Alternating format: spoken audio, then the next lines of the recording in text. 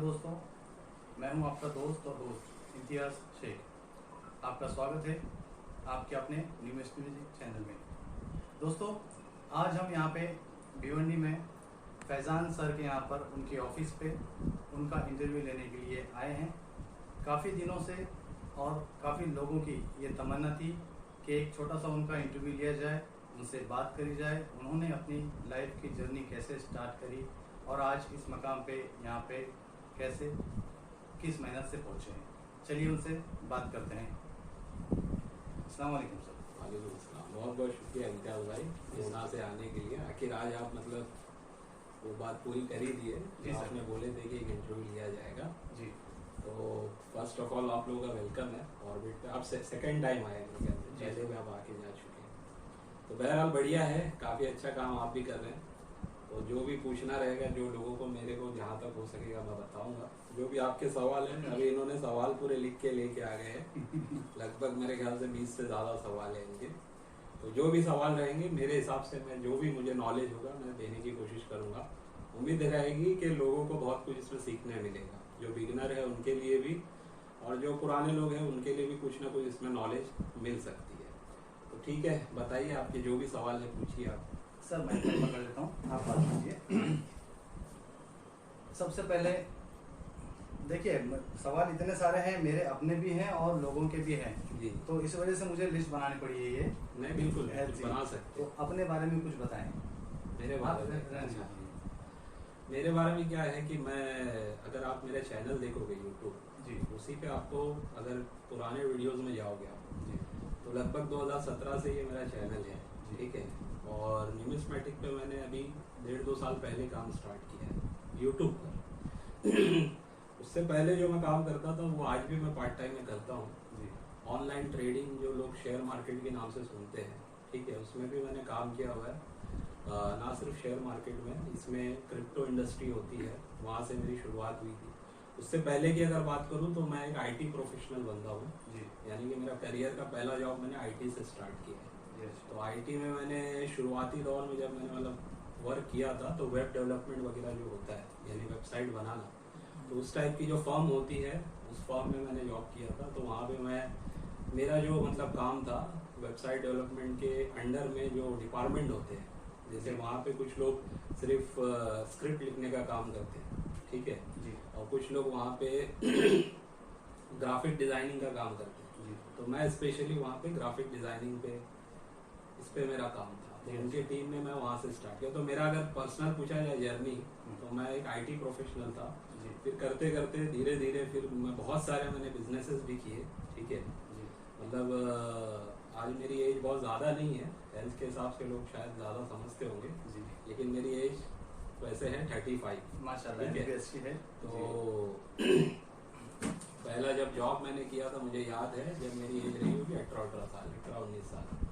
उसके बाद से लेके लगभग समझ लीजिए अभी तक, पिछले 2.5 साल पहले तक, जब न्यूमिस्मेटिक का मैंने इतना काम स्टार्ट नहीं किया था, तो उस दरमियान में मैंने काफ़ी जॉब्स भी की है और काफ़ी सारे बिजनेसेस भी किए, मार्केटिंग से लेके हर चीज़ ट्राई की है, बहुत कुछ किया है। तो ये मेरा एक छोटा सा इंट्रोडक्शन जी। माशाल्लाह, बहुत अच्छी बात है। आपसे मैं दूसरा सवाल पूछना चाहूँगा। मेरे दोस्तों के मुताबिक आपने न्यूमिस्मेटिक लाइन में शुरुआत कैसे की? हाँ, न्यूमिस्मेटिक में देखो शुरुआत बोलूँ ना मैं तो सबसे पहला बहुत ज़्यादातर लोग ये इसी तरीके से करते हैं जो मैं बताने जा रहा हूँ। वो तरीका होता है कि आप ऑनलाइन में कोई वीडियो देख लेते हो, ठीक है जी। तो मैंने भी ऑनलाइन में वीडियो मैंने देखी नहीं, मतलब बाई चांस नहीं है, मैंने खुद सर्च की। सर्च क्या किया मैंने कि भाई ये सिक्के जो होते हैं वो बिकते हैं या नहीं। क्यों सर्च किया, उसका रीज़न ये है कि मेरे चैनल पे वीडियो है, मैंने डाला था राइस कूलर से रिलेटेड जी। अच्छा, ठीक है, वो एक फ्रॉड होता है आपने बताया इसके बारे में। तो वो वीडियो मेरा वो एक्सपीरियंस रहा था 2016-17 का जी। अब उसके बाद से गैप हो गया था क्योंकि मैं दूसरे काम में बिजी हो गया था। वो समझ में आ गया था कि वो सब कॉइन बिकते नहीं है, वो फ्रॉड होता है। लेकिन मैं 17 जब लॉकडाउन लगा तो उसमें मैंने सोचा यार देखते हैं, हो सकता है कुछ कॉइन्स के बारे में मिले। तो जब मैंने चेक किया तो पता चला कि वाकई में कुछ सही तरीके से अगर काम किया जाए तो सिक्के बिकते भी हैं जी। अच्छा, तो उस टाइम पे मेरे पास कुछ पहले से सिक्के थे, कुछ नोट्स थी मेरे कलेक्शन में, तो फिर मैंने कलेक्शन करना स्टार्ट किया और मेरी वहीं से जर्नी स्टार्ट हुई। जी अच्छा, आज से 2.5-3 साल पहले। बहुत बहुत शुक्रिया फैजान साहब, बहुत अच्छे से आप हमें बता रहे हैं। दोस्तों ये सारे सवाल जो है मेरे अपने जहन में भी उभरे हैं, और आप जैसे कई वीडियो देखने वाले जो हमारे फैजान भाई के चाहने वाले हैं, उनके भी दिमाग में ये सारे सवाल उभर रहे हैं, और कई सवालों को इन्होंने अपनी वीडियो में जवाब दे चुके हैं और कई बार दे चुके हैं। फिर भी आज आपको एक छोटा सा मेरी तरफ से, मेरी मेहनत की तरफ से एक इंट्रोड्यूस कराना था फैजान सर के बारे में। बहुत से लोगों का दिल में तमन्ना थी कि उनकी अपनी शुरुआत कैसी हुई है, और ये बात उन्होंने काफ़ी सारे वीडियो में थोड़ा थोड़ा करके बताए हैं, और मेरी ये अब मेहनत है कि मैं इनको एक ही वीडियो में सारी चीज़ें लोगों के सामने, यानी आपके सामने बताऊं। तो फैजान सर, हम आपके सामने अब हमारा तीसरा क्वेश्चन पूछ रहे हैं। न्यूमिस्मेटिक वर्ड क्या है जो इतना आकर्षक है, यानी कि इतना आपको लोगों को इतना आकर्षक क्यों लगता है? आकर्षक क्यों लगता है? जी, मेरा सवाल मैं यही कहना चाहता हूँ आपसे। जी, तो देखो कैसा है आकर्षक, मतलब ये अट्रैक्शन जो है, अट्रैक्शन जो है, अट्रैक्शन ऐसा क्या है? इसलिए है, लोगों को ज्यादा अट्रैक्शन इसलिए इसमें कुछ ऑफलाइन लोगों का भी काम है, और अब खास करके ऑनलाइन लोगों का काम इसमें ज्यादा है। मतलब इसमें किरदार जो है ना, रोल जी, जिसको हम बोलते हैं। तो ऑफलाइन में भी कुछ, जैसे मैंने बताया कि बहुत सारे सिक्कों और नोटों के बारे में ये चीजें फेमस है कि लाखों करोड़ों में बिकते हैं। जी, ठीक है, अब जाहिर सी बात है, कोई पुराना सिक्का या पुरानी नोट अगर लाखों करोड़ों में बिक रही है तो हर कोई पैसा कमाना चाहता है। बेशक। ठीक है, तो हर कोई किसी ना किसी जरिए से जब ये बातों को सुनता है, ऑफलाइन हो या ऑनलाइन हो, तो वो अट्रैक्शन ऑटोमेटिकली उसका जाता है उस तरफ। जी, तो यहाँ पे एक्चुअली बातें जो है ना करोड़ों में भी चली जाती है। तो ये इसका मेरे हिसाब से एक बड़ा अट्रैक्शन बनता है। लेकिन ये अट्रैक्शन वैलिड भी है और इनवैलिड भी है। जी, वैलिड इसलिए है कि कुछ वाकई में ऐसे सिक्के हैं जो करोड़ों में बिके हैं। जी, अच्छा, ठीक है, और इनवैलिड इसलिए भी है कि हर सिक्का करोड़ों में नहीं बिकता है। बेशक। ठीक है, तो कुछ सिक्के ही हैं जो चंद सिक्के हैं जो जी। करोड़ों में बिकते हैं। लेकिन अगर सही तरीके से काम किया जाए तो इस न्यूमिस्मेटिक फील्ड में आकर्षण बनाया जा सकता है जी, अच्छा, अपने कलेक्शन से। ठीक है जी, आप अगर एक प्रॉपर कलेक्शन करते हैं तो ऑटोमेटिकली आपको उससे आकर्षण हो जाएगा, मेरा ऐसा मानना है। जी, बहुत तो अच्छा। इन शॉर्ट मैं खाली इतना ही बोलूंगा, बाकी अगर बातें की जाए तो फिर बहुत सारे सवाल रह जाएंगे।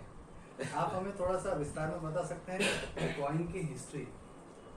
कॉइन्स की हिस्ट्री, Coins तो की देखो history। कॉइन्स की हिस्ट्री के बारे में तो ऐसा है कि जब मैं ये बुक बना रहा था ना, मेरी पहली बुक, जी, ये न्यूमिस्मेटिक वर्ल्ड नाम की ये बुक है। जी, ये फर्स्ट बुक में 2022 के सितंबर में मैंने इसको लॉन्च किया था। जी। ठीक है, तो ये बनाने से पहले मेरे को भी कॉइन्स की बहुत ज़्यादा हिस्ट्री नहीं पता थी। जी, मैं सिर्फ रिपब्लिक इंडिया और ब्रिटिश इंडिया कॉइन्स के बारे में ही जानता था।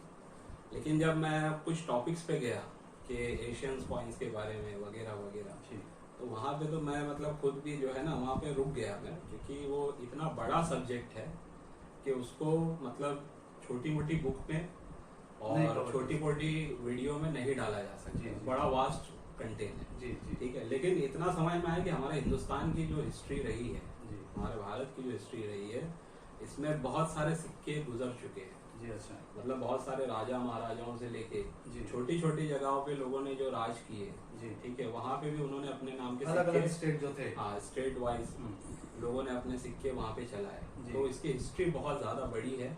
और वैसे अगर देखा जाए तो वर्ल्ड में पूरे अगर देखेंगे तो लोग करने वाले तो वर्ल्ड कॉइन का भी शौक करते हैं। ठीक है, जी, तो बहुत वास्ट हिस्ट्री है, हिस्ट्री छोटी मोटी जी, नहीं। बहुत बहुत शुक्रिया सर आपका। ठीक है। आप हमारे सवालों को काफ़ी अच्छे से और बहुत अच्छा जवाब दे रहे हैं। दोस्तों ये सारी चीज़ें लिखी हुई, सिर्फ सवाल लिखे हुए हैं मेरे अपने, जवाब प्रैक्टिकली है, स्क्रिप्टेड नहीं है, ना सोचे समझे हैं। जवाब जो है अपने तजुर्बे से, अपनी मेहनत से फैजान सर जो जवाब दे रहे हैं वो बिल्कुल सही है। मैं इन जवाबों से सहमत हूँ। क्या आप सहमत हैं?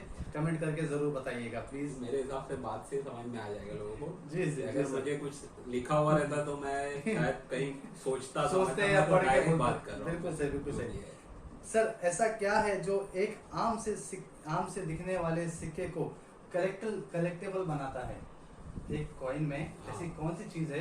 एक अच्छा क्वेश्चन है आपका, जो एक बिगिनर्स के लिए काफी जी, काम है। हाँ, ये तो देखिए कैसा है, कोई भी सिक्का कलेक्टेबल नहीं बनता है, सबसे पहली बात। जी, अब उसके पीछे कुछ बातें हैं जो पहले मैंने सीखी, लोगों को बताई, और आज भी लोग नए नए लोग सीख रहे हैं। अक्सर तो लोग क्या करते हैं ना, उसमें कुछ ना कुछ अलग दिखा तो जमा करने में लग जाते हैं। हाँ। इस वजह से मैंने आपको ये सवाल पूछा कि ऐसा क्या है एक सिक्के में होना चाहिए जो उसे कलेक्टेबल बनाता है। तो इसमें बहुत सारे अलग अलग पहलू हैं जी जो उसको कलेक्टेबल बनाते हैं। ठीक है, कुछ सिक्के सिर्फ मिंटिंग कम है इस वजह से वो कलेक्टेबल हो जाते हैं। जी अच्छा। ठीक है जी। यानी उनकी मिंटेज बहुत कम है, दुर्लभ है वो सिक्के। जी अच्छा। आज के टाइम में आम चलन में ढूंढोगे मिलेंगे नहीं। जी तो एक तो वो मिंटेज लो होती है, दूसरी बात बहुत सारे सिक्के ऐसे हैं जो मिंटेज लो होने के बावजूद कॉमन से दिखते हैं लेकिन कुछ एरर टाइप के सिक्के आ जाते हैं। ठीक है, जिसके बारे में लोगों को पता नहीं होता। बहुत सारे लोग समझते हैं ये खराब सिक्का है। नोट के बारे में लोग समझ लेते हैं फटी हुई या एक्स्ट्रा पेपर लगी हुई नोट है तो ये नोट काम नहीं आएगी। जी मिस प्रिंट हुआ रहता है। तो पहले मैं भी यही समझता था। जी जी ठीक है। जी जी। लेकिन जब नॉलेज हुआ तो पता चला कि न्यूमिस्मेटिक में तो ये तो कलेक्टेबल बन जाते हैं इस वजह से। तो ऐसी बहुत सारी वजह है लेकिन उसको सीखना पड़ेगा। वो सीखने के जरिए दो तीन है, या आप कहीं पे आप किसी प्रैक्टिकल बंदे से जाके सीखिए। ठीक है, चाहे अभी अगर मेरी अपनी दोनों की बात करूं तो कोई आपके पास आएगा तो भी वो सीख सकता है, मेरे पास आएगा तो भी सीख सकता है, या हमारी वीडियोस देख के सीख सकता है, या बुक खरीद के सीख सकता है। जी ठीक है, तो उससे उनको एक बेसिक गाइडेंस पूरी मिल जाएगी कि कौन सा सिक्का कैसे कलेक्टेबल होता है और कैसे करना चाहिए। तो हमारे दोस्तों को आप अपनी जर्नी के बारे में थोड़ा बताइए कि आप न्यूमिस्मेटिक लाइन में कैसे आए। हाँ, तो वही मैं बता रहा था, शायद इंट्रोडक्शन में थोड़ा बता चुका हूँ। जी। तो लॉकडाउन जब लगा था तो उस टाइम पे जब मैंने ऑनलाइन सर्च किया कि ये सिक्के बिकते हैं तो पता चला एग्जीबिशंस भी लगता है, एग्जीबिशन में वाकई में लोग जा रहे हैं, बेच रहे हैं। जी। तो वो टाइम पे फिर मैंने अपना कलेक्शन स्टार्ट करना ऐसे शुरू किया कि मैंने अपने जान पहचान वाले ये जो पान टपरी वाले होते हैं, जी जी। आज भी मेरे पास वो लोग आते हैं, कभी कभी अपने सिक्के ला के देते हैं। तो शुरुआत मैंने उनसे की। जी अच्छा। उनको मैंने बताया कि भाई अगर आपके पास पुराने सिक्के होंगे या आते रहते हैं जिसपे फोटो होती है, मतलब वैसे आप अपनी पहचान में थोड़ा सा नेटवर्क आपने बनाया। शुरुआत वहाँ से किया मैंने। तो जब वहाँ से कलेक्शन आने लगा जी। तो उसको मैंने पहले इन्वेस्टमेंट के तौर पे लिया जी। कि मैंने वो सिक्के भी खरीदे जिनकी कोई वैल्यू नहीं थी। जी। कॉमन सिक्के थे लेकिन खरीदने पड़े क्योंकि स्कार और रेयर ही बोलूंगा तो सारे सिक्के फिर कोई ला के नहीं देगा। ठीक है, तो वो करते करते फिर मैंने इसको एक प्रॉपर ऑर्गेनाइज तरीके से काम करना स्टार्ट किया। यानी मुझे समझ में आ गया था थोड़े ही दिनों में, यानी 2-4-6 महीनों में जी। कि अगर सही सिक्के कलेक्ट करने हैं तो एक प्रॉपर लोगों को गाइडेंस करे बिना नहीं आ सकते, तो बहुत सारा चिल्लर ही आते रहेगा। ठीक है, तो ऐसे करके धीरे धीरे मतलब आज से 2.5 साल 3 साल पहले मैंने शुरुआत की। और वो अभी आप देख रहे हैं कि काफी लोग माशाल्लाह बहुत अच्छी तरक्की करी है, अल्लाह आपको और तरक्की दे। आप ऐसी कोई बात बता सकते हैं न्यूमिस्मेटिक फील्ड के जो आपको बहुत अच्छे से अब तक के सफर में याद रही हो। न्यूमिस्मेटिक फील्ड में जी, अब तक के सफर में पहला एक्सपीरियंस जो था ना, मेरा पहला एक्सपीरियंस जी, जो मैं शायद पहले वीडियो में भी शायद बता चुका हूँ मेरे जी। पहला एक्सपीरियंस तो वो फ्रॉड वाला तो था ही, लेकिन जो प्रॉपर न्यूमिस्मेटिक वाला जो काम हो रहा है जी, जिसमें वाकई में सिक्कों के ऊपर स्टडी की जाती है, जी, बेचा खरीदा जाता है, तो मेरा फर्स्ट एक्सपीरियंस जो एग्जीबिशन में था ना मेरा जी, वो अभी तक का यादगार है। क्योंकि मुझे उम्मीद थी, मैंने जो कलेक्शन ले गया था वो पीरियड में मेरे पास कुछ मतलब फाइनेंशियल हालात भी ऐसे थे कि पैसों की रिक्वायरमेंट थी। जी, ठीक है जी, अब पैसों की रिक्वायरमेंट थी और ऐसा लगा था कि मेरा ये कलेक्शन कम से कम 70-80 हज़ार का है। जी, ठीक है, वजह थी यूट्यूब पे मैंने देखा हुआ था जी, और जी। सही लोगों का वीडियो देखा था। लेकिन जब वो चीज़ मैं वहाँ ले गया तो पता चला कि उसका 10-15 हज़ार भी नहीं आ रहा है। तो वो जो फीलिंग थी, वो एक्सपीरियंस था ना, वो आज भी मेरे को याद है। ठीक है, बाकी उसको मैं ये नहीं कहूँगा कि उससे मेरे को डिमोटिवेशन हुआ, कहीं ना कहीं फिर मैं वहाँ सीखा।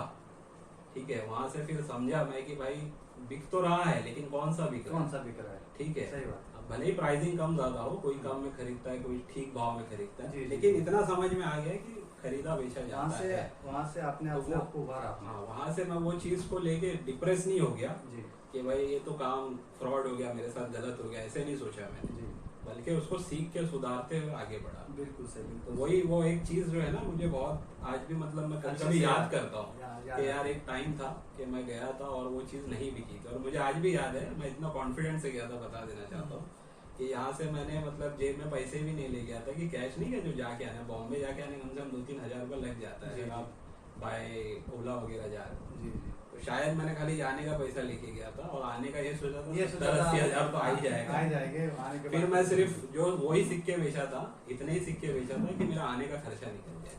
तो आने का जो भी 1200-1500 रुपए के हिसाब से मैंने कुछ सिक्के उसमें बेचे थे, जिसकी उस टाइम पे तो नॉलेज नहीं थी उतनी मुझे, लेकिन फिर भी वो 4-5 हज़ार की वैल्यू के थे जो मैंने 1500 में बेच के आ गया था, बाकी नहीं बेचा था। बोला इसको रखता हूँ, देखेंगे आगे स्टडी करेंगे। सही बात है। अच्छा सर, आप एक और बात मुझे बताइए, ऐसा कोई कॉइन या ऐसी कोई नोट है जो आपको बहुत ही ज्यादा अपने दिल के अजीज और पसंद हो? अच्छा, तो एकदम सिंपल, मतलब मैं मतलब शायद बहुत लोगों को इतना कोई खास ना लगे, लेकिन मेरे बहुत नज़दीक है। 2 रुपये छत्रपति शिवाजी महाराज हैदराबाद में BUNC कंडीशन में अगर मिले, जी, सही प्राइस में मिले, तो 10 पीस मैं अपने ही कलेक्शन में और ऐड करना चाहूँगा। माशाल्लाह, बहुत अच्छी ये हो गया हमारा कॉइन्स में, ठीक है। ये बहुत रेयर कॉइन नहीं है, लेकिन ये मेरे को पसंद है ये जी। coin, अच्छा ठीक है।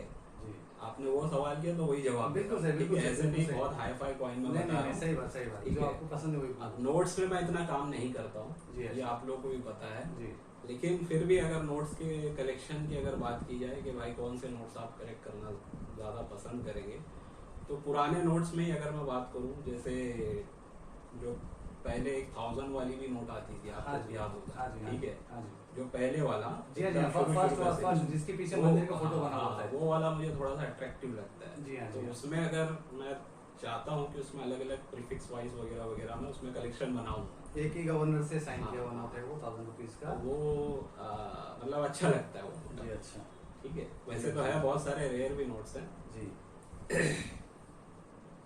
बताइए। आप अभी तक आपका काम कैसे मैनेज करते हैं?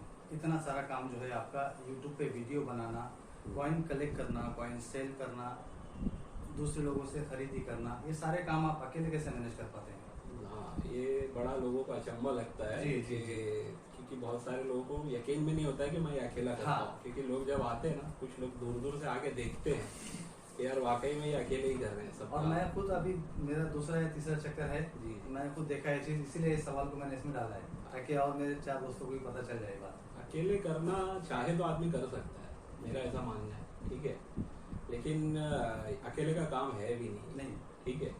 अब जिस हिसाब से मेरा काम चल रहा है, जो आगे मुझे करना है, जो बिजनेस मीटिंग भी हमारी होने वाली है, तो उसको करने के लिए मेरे हिसाब से तो टीम वर्क की ज़रूरत है। लेकिन अभी तक जो मैंने फिर भी जितना मैनेज किया है ना, वो मैनेज करना मतलब मेरे अंदर पहले से एक हैबिट रही है इनबिल्ट, कि मैं अगर कोई काम करता हूँ तो उस पर पूरा फोकस होके करता हूँ, बहुत ठीक अच्छी है। बात है, बहुत अच्छी यानी बात है, होना भी कि चाहिए। उसको मैं फिर ऐसा नहीं छोड़ता हूँ कि इसके हवाले उसके हवाले, तो जितना हो सकता है मेरे से मैं करता हूँ। तो आज चाहे वीडियो बनाने का भी काम हो, चाहे किसी से मिलना हो, कहीं जाना हो, या पोस्ट ऑफिस पे पोस्ट करने भी जाना हो, जो भी पार्सल भेजने हो, या बहुत सारे काम रहते, पोर्टफोलियो बनाना है, कॉइन को चेक करना है वगैरह वगैरह, या एसेसरीज का काम है, तो वो सब एक टाइम डिवाइड कर देता हूँ मैं, जी अच्छा, और उस हिसाब से फिर काम करता हूँ, ठीक है। आज जैसे मैंने वीडियो बनाई, अब ऑर्डर्स आते हैं लोगों के, जी तो पहले तो मैं रजिस्टर में मेंटेन कर लेता हूँ। जी अच्छा, रजिस्टर मेंटेन करने के बाद उनको पहले ही बता देता हूँ 2 से 3 दिन का टाइम लगता है यहाँ से डिस्पैच होने में। तो किसी किसी का एक ही दिन में भी डिस्पैच हो जाता है। जी अगर काम नहीं रहा तो पहले उसको निपटा देता हूँ। तो जी। ऐसे करके मतलब सब टाइम बनाया हुआ है। जी।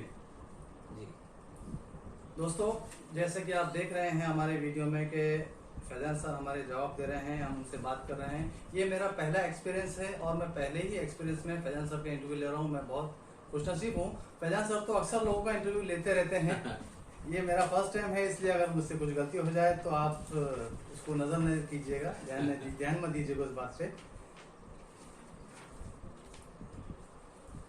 और कोई सवाल आपके? सवाल तो बहुत सारे हैं और बहुत से सवालों के जवाब आपने बहुत सी बातें दे दिए हैं। अगर आप उसको लिस्ट में से कुछ हटा के मैं कुछ कम करना चाहते हैं तो कुछ कम भी कर सकते हैं। वीडियो नहीं तो मेरे ख्याल से 2 घंटे की हो जाएगी।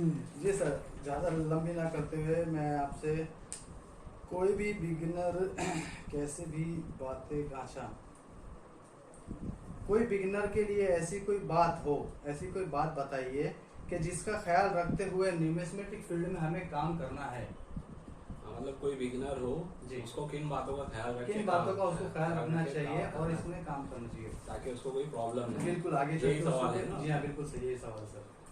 तो ऐसा है कि बिगिनर्स जो होते हैं जी। सबसे पहली बात वो ये बात का ख्याल करें कि सिक्के हर नहीं बिकेंगे, तो उस हिसाब से हर सिक्का मत जमा करें। बिल्कुल ठीक है, नहीं तो आपका घर भी भर जाएगा और सिक्के खत्म नहीं होंगे। जी हिंदुस्तान बहुत बड़ा है, जी अगर हर जगह से आप चिल्लर उठा उठा के लाओगे तो बहुत सारे चिल्लर जमा हो जाएंगे। जी तो गलती ये होती है पहली लोगों से जो नहीं करनी चाहिए कि वो लोग सीखना पसंद नहीं करते। आज भी मेरे पास बहुत सारे लोग ऐसे हैं रिपीटेडली कॉल करते जी। हैं और सेम बात बोलते हैं कि सर मेरे पास बहुत सारे सिक्के हैं और बोले उसको आप बताइए या मैं लेके आऊँ। तो मैं जब बोलता हूँ उनको यार एक छोटी सी बुक खरीद लो, आपके काम आएगी। जी बार बार ना मुझसे पूछना पड़ेगा ना किसी और से, बिल्कुल आप सही। अपने हिसाब से उसमें सिक्के निकाल लोगे। बिल्कुल सही। और उसका बेसिक गाइडेंस चाहिए तो एक बार ऑफिस पे आ जाओ, मैं बता दूंगा कैसे चेक करते हैं सिक्का। जी ठीक है, तो ये चीज पहले मेरे हिसाब से उनको सीखनी चाहिए। ये नहीं सीखेंगे तो दूसरे के भरोसे पे रहेंगे और दूसरे के भरोसे पे रहेंगे तो प्रॉब्लम आएगी आएगी। जी दूसरी बात का ख्याल ये भी रखना है, इस इंडस्ट्री में फ्रॉड भी बहुत है। ठीक मैं है? अभी आपसे सर वही पूछने वाला था। अभी देखो मैंने लिस्ट को साइड में रख दिया है। मेरे जहन में भी ये सवाल उमड़ रहा था कि आजकल जो यूट्यूब पे चल रहा है, जी अक्सर लोग देखा जाता है कि ट्रैक्टर वाले नोट है, लाखों मिल रहे हैं, 2 रुपए का कॉइन है, करोड़ों मिल रहे हैं, गेंडा वाला सिक्का coin है, गेंडा माता वाला वैष्णो देवी वाला, वाला सिक्का इंदिरा है, गांधी वाला। इंदिरा गांधी वाला। इंदिरा गांधी का तो ऐसे फैला हुआ है कि जो 5 का सिक्का है, हर कोई इशारे से बोलता है मेरे पास पुराना कुछ है, 5 का सिक्का है, मुझे कितना दोगे, 25,000 दोगे, 50,000 दोगे। तो ये चीज के बारे में आप क्या कहना चाहेंगे कि ऐसा क्यों हो रहा है? मतलब देखो ये एक फ्रॉड तो है ही है जी। जो मतलब लोग कर रहे हैं। हर इंडस्ट्री में ऑनलाइन में ना फ्रॉड मैं देख रहा हूँ कि जब कोई चीज़ बाइंग सेलिंग पे कनेक्ट होती है ना ऑनलाइन में, तो उससे रिलेटेड फ्रॉड लोग जुड़ जाते हैं। जी ये आईटी फील्ड का होने की वजह से मुझे पहले से पता जी, है। अच्छा। जैसे लोग कॉमर्स करते हैं ऑनलाइन में, कोई वेबसाइट बना के कोई चीज़ें बेचना स्टार्ट करते हैं। ठीक है, तो ज़रूरी नहीं है कि वो वेबसाइट से आप खरीद रहे हो जी वही वेबसाइट हो, उसका क्लोन वेबसाइट भी लोग बना के उसकी चीटिंग करते हैं। जी इसीलिए बहुत सारी आप देखोगे बैंक्स की भी वेबसाइट जो होती है ना, गलत गलत लिंक्स भी आ जाती है। अगर आप यूट्यूब पे सर्च करो, हाँ जी हाँ जी मान लो आप HDFC का लिंक सर्च कर रहे हो, तो वहाँ पे अगर आप टाइप करोगे तो कुछ क्लोन वेबसाइट भी आ सकती है जिसपे अगर आप चले गए, अपना डेटा डाल दिया तो आपके साथ फ्रॉड हो सकता फ्रॉड है। हो सकता है, सही बात। तो वैसे ही न्यूज़मैटिक में ऑफलाइन में तो पहले फ्रॉड था ही, मतलब अफवाहें फैली हुई थी। ठीक है, मैं मेरे बचपन में भी सुना हूँ इंदिरा गांधी का जो सिक्का है ना, ये आज की बात नहीं है, जी, मेरे जी। बचपन में मैंने सुना था और जी। लोग उसके लिए परेशान थे कि वो इंदिरा गांधी का सिक्का मिलेगा तो उसके लाखों करोड़ों रुपए मिल सकते हैं। हर किसी की ठीक तमन्ना है, थी वो चीज़ तो वो चीज़ें आज भी है। और लेकिन अब जब ऑनलाइन से कनेक्ट हो गया है, यूट्यूब, फेसबुक, इंस्टाग्राम वगैरह वगैरह सोशल मीडिया पे जो लोग अब डाल रहे हैं, तो इसमें लोगों को इजीली फ्रॉड करने का एक रास्ता मिल गया है। वो क्या करते हैं, कोई भी ऐसे कॉमन सिक्कों को बता के लाखों की कीमत बोलते हैं। अब एक नया आदमी जब उस वीडियो को देखता है जी जिसको नॉलेज नहीं है, जी तो वो इस उम्मीद पे वो बात को सच समझ लेता है कि यार वाकई में इसमें तो, क्योंकि वो लोग क्या करते हैं उस हिसाब से वीडियो हाईलाइट करते हैं, जी। देखने वालों को पूरा यकीन हो जाएगा। और आज भी ऐसे बहुत से लोग हैं जो अपने कॉइन और सिक्के जमा करके ले जाते हैं और मायूस लौटते हैं, हाँ, अक्सर एग्जीबिशन से। तो ये सारी चीजों की जड़ वही है कि लोग सीखना नहीं चाहते। जी मेरी बात समझा? जी, जो मैंने समझा। शुरू में पॉइंट बोला ना, बिगिनर को क्या नहीं करना चाहिए, जी वो यही है। मायूसी भी की होती है, जैसे मैं भी सीखा था, जी उसके बावजूद मेरे साथ वैसा हुआ कि 70,000 का मेरा एक एक्सपेक्टेशन 10-15,000 भी नहीं मिल रहा था। जी, तो उसकी वजह ये थी कि मैंने भी कहीं ना कहीं पूरा नहीं सीखा था। ठीक है, उसी वजह से। उस वजह से वो चीजें हुई। अगर मैं सही से सीख के जाता तो मुझे पता था वो 70 में नहीं बिकेगा भाई, 15 में ही बिकेगा जी या 10 ही में बिकेगा। ठीक है, तो ऐसा ही लोग जो है ना यूट्यूब पे बहुत सारे गलत वीडियो देख के भ्रमित हो जाते हैं जी और साथ साथ 1-2 वीडियो 4 वीडियो मेरे ही चैनल के देख लेते हैं और जी। मुझे ही फिर वो बहुत सारे चिल्लर का फोटो भेज देते हैं जी। या फिर बोलते हैं कि सर हम लेके आ जाएंगे आपके ऑफिस पे। तो ऐसा नहीं होता है। इस इंडस्ट्री में अगर सही से काम करना है आपको, अगर जी। वाकई में आप चिल्लर से कमाना चाहते हो तो सीखना ही पड़ेगा और कोई दूसरा रास्ता नहीं है। बिल्कुल सही। ठीक है, जी तो ये मेरा मतलब उस पे बोलना सर, है। आपका बहुत बहुत शुक्रिया, आपने बहुत अच्छे से जवाब दिया। जाते जाते 1-2 सवाल छोटे से मेरे जहन में उभर रहे हैं जो मैं आपसे पूछना चाहूँगा। बिल्कुल बिल्कुल पूछिए। लिस्ट तो देखो आप मैंने सामने रख दिया है। मैं आपसे ये जानना चाहूँगा सर, आप कॉइन खरीदते हो, जी, कलेक्टरों से जब आप कॉइन बाय करते हो, एक उस चीज़ का प्राइस कैसे डिसाइड करते हो? दूसरा, मार्केट में आज सबका सवाल ये है कि बुक एक अलग प्राइस बता रहा है, मार्केट में चीज़ अलग सेल हो रही है। सही।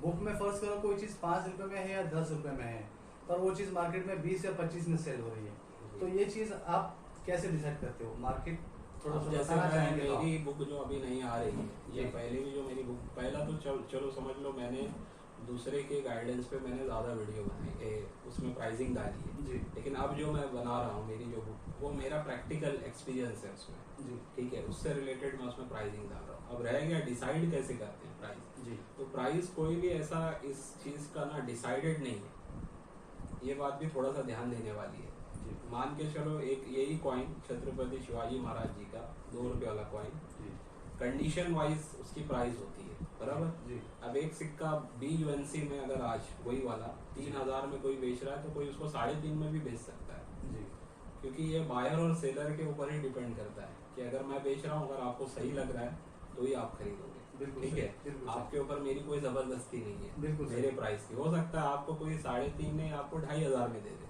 बिल्कुल सही, ठीक है, हो सकता है कोई 2000 में भी दे दे आपको, बिल्कुल सही। तो ये कोई डिसाइडेड नहीं होता है। लेकिन जैसे एक मार्केट में देखते हैं, अभी जैसे मैं देखता हूँ कि कौन कितने में बेच रहा है, कहाँ पे कितने बिका, या डीलर्स लोगों के पास क्या प्राइस में अवेलेबल है, तो उसको देखते हुए ही एक मतलब जजमेंट निकालना पड़ता है जी अदरवाइज कोई ऐसा फिक्स चीज़ नहीं है, प्रोडक्ट नहीं है ना।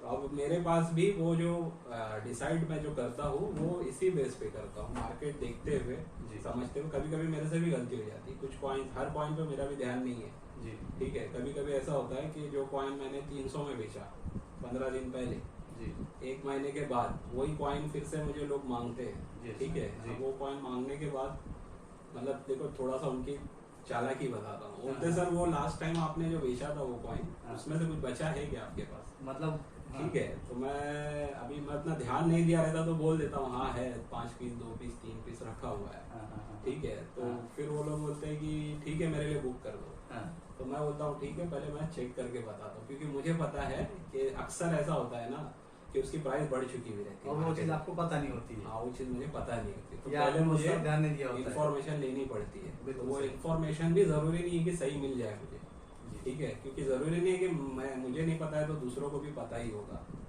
तो कभी ऐसा भी होता है।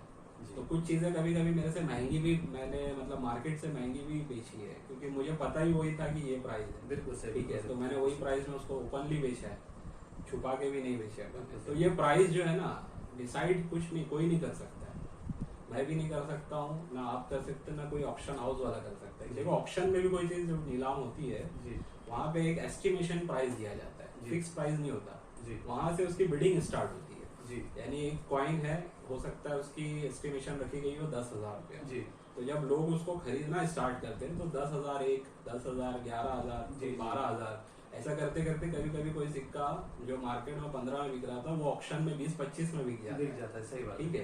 तो सही उस बात। पर अपन ये नहीं बोल सकते कि यार वो 25 में गलत बिका, महंगा बिका, हाँ, हाँ, उस हाँ। टाइम पे उस बायर की शायद वो वो रिक्वायरमेंट रिक्वायरमेंट थी, उसकी और उसको जरूरत वो थी, चीज़ उसकी पसंद आ चाह गई, उसको पसंद आई थी, तो उसने खरीद लिया। तो बस ये ऐसे ही डिसाइड होता है। जी बहुत अच्छी बात है। तो दोस्तों कैसा लगा आपको आज का हमारा फैजन सर का इंटरव्यू?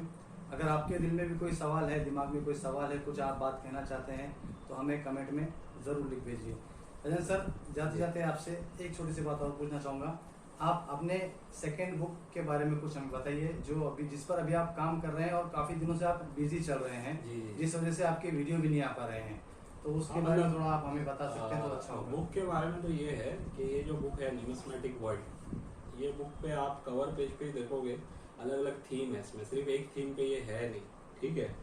तो पहला मेरा रुझान ये था कि हर थीम का सिर्फ रेयर कॉइन मैं लोगों को बताऊं, क्योंकि रेयर कॉइन की दुनिया है ये, एक्चुअल देखा जाए, जी जी ठीक है, जी। इसी नाम से फेमस है। जी स्कार वेरी स्कार तो हमने लोगों को ज़्यादातर बताया, बिल्कुल। हमारे जरिए ज़्यादातर लोगों को पता चला। जी तो ये बुक जो थी ना, ये बुक में ज़्यादातर रेयर चीज़ों को मैंने कवर किया है, लेकिन अब जो है जी। मैंने कलेक्टेबल, हम्म, फिर स्कार, फिर वेरी स्कार, फिर रेयर, फिर एक्सटेंडेड है, जी तो सारी कैटेगरी को मैं कवर कर रहा हूँ। इस वजह से उसको बनाने में भी अभी थोड़ा टाइम जा रहा है, जी ठीक है, और हर थीम में फिर कवर करना है। बिल्कुल अभी सही। आज की एक वीडियो मैंने शूट की है सुबह में आप लोगों के आने से पहले, जी। जिसमें भी ये बात मैंने बताई है मेरे चैनल की, अभी वो वीडियो आएगी जी जिसमें मैंने कुछ काम भी दिखा दिया है कि वो काम कहाँ तक काम पहुंचा कैसे है। हो रहा है। ब्रिटिश इंडिया के लगभग पॉइंट्स का उसमें भी काम अभी अपडेट हो चुका है। जी तो ये जो बुक अभी आएगी ना, इसमें काफ़ी सारा डेटा लोगों को मिलने वाला है, ठीक है। जी। नोट्स का भी रहेगा, एरर पॉइंट्स हो गए हैं, जी ऐसे करके सारी चीज़ें उसमें आने वाली है। तो ये अपडेट अभी उसमें चल रहा है। माशाल्लाह माशाल्लाह, बहुत बहुत शुक्रिया सर आपका।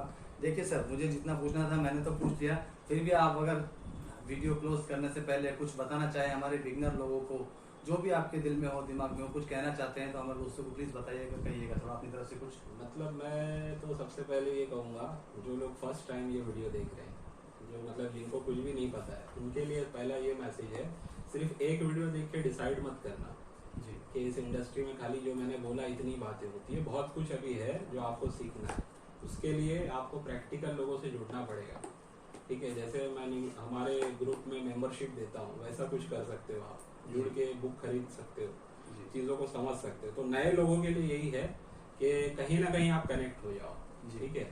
कोई अगर आपको सिखाने का कुछ चार्ज ले रहा है तो गलत नहीं ले रहा है। अभी बहुत सारी चीज़ें ऐसी है जो आज भी लोग लाखों रुपए दे के सीखते हैं, बिल्कुल ठीक है। बिल्कुल और उसका ज़रूरी नहीं कोई बहुत बड़ा फायदा हो, जी। लेकिन यही चीज़ अगर कोई 1000 2000 3000 में सिखा रहा है कहीं पे आप, सही बात और आपके लाइफ टाइम काम आ सकती है, तो मेरे हिसाब से वो चीज़ करनी चाहिए। बिल्कुल सही, ठीक है। और नॉलेज पे इन्वेस्टमेंट करना कभी भी खाली नहीं जाता, बिल्कुल तो सही। ये तो सबको पता ही है। तो ये मेरा मैसेज है, सीखने के लिए कम से कम ध्यान दें, चाहे वो नए लोग हों चाहे पुराने लोग हों, ठीक है। बहुत बहुत शुक्रिया दोस्तों। चलिए फैजान सर, आपका भी बहुत बहुत शुक्रिया, आपने हमारे लिए वक्त निकाला, शुक्रिया जनाब। चलिए, थैंक यू। Thank you.